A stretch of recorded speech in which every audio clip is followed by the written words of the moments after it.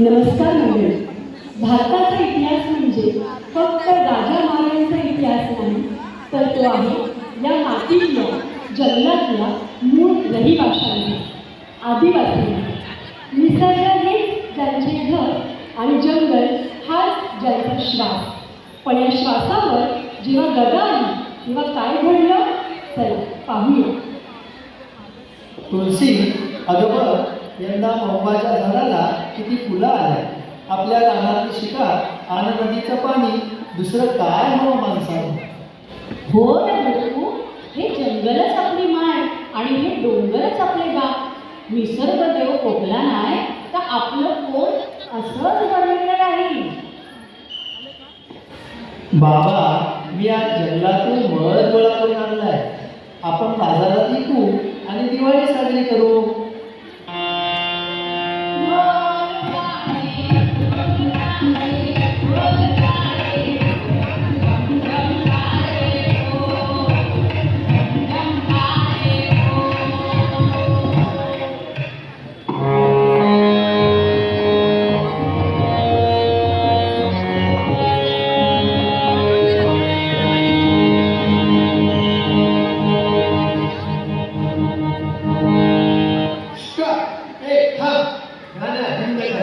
आजपासून हे जंगल सरकारचं आहे.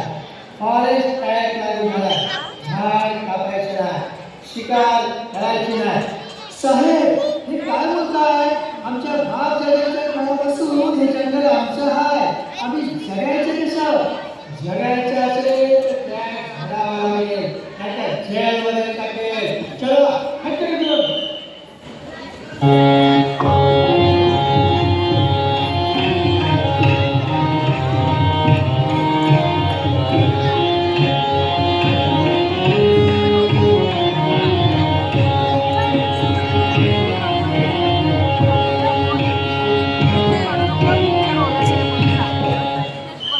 काय धनको, पैशाची गरज पडली ना, घे माझ्याकडून पैसे.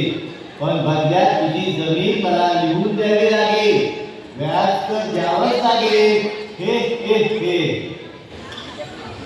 अन्याय वाढला, शोषण वाढले, पण आदिवासी शांत बसले नाही. बिरसा मुंडा, राघोजी भांगरे, टंटा भिल्ल यांसारखे वीर उभे राहिले.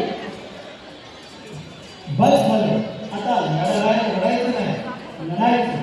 ही जंगलं आपली आहे. आपण इंग्रजांना आणि सावकारांना पळवून लावू. पुन्हा जागे व्हा, पुन्हा. बरोबर बोलतोय माझा लेख. आपण आपली संस्कृती आणि हक्क कोणालाही हिरावून देऊ देणार नाही.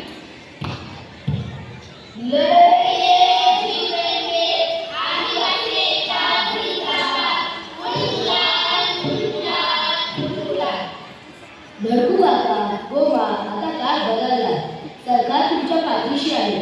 वन हक्क कायदा आला. आता जमिनीचा पट्टा तुमच्या नावावर होईल. खरं कसं आहे? आमची जमीन आम्हाला मिळणार. पण फक्त जमीन मिळवून चालणार नाही. गोमार्ग शिकलं पाहिजे.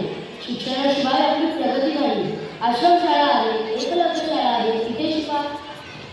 आता आमची मुलं डॉक्टर, इंजिनियर होणार आणि आमच्या हक्कासाठी पेनाचं हत्यार वापरणार. होय, आम्ही परंपरा पण जपणार आणि प्रगती पण करणार. आम्ही शिकणार, शिकणार आणि शिकणार.